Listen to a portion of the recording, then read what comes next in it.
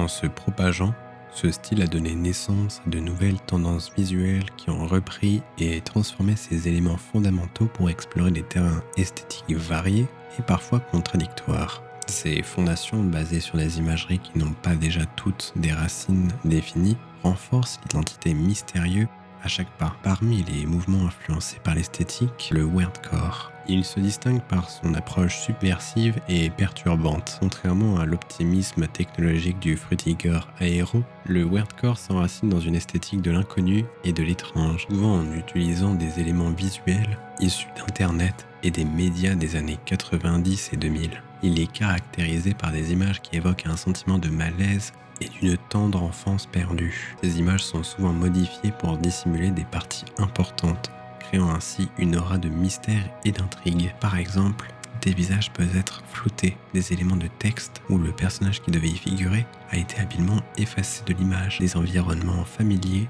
rendus vides ou déformés, des points noirs qui empêchent de distinguer plus que le minimum pour se situer. Cette manipulation vise à créer une expérience visuelle qui évoque des souvenirs fragmentés et altérés, comme si nous regardions les images de notre enfance avec des troubles mémoriels, en l'occurrence aux antipodes complets du Frutiger Aero.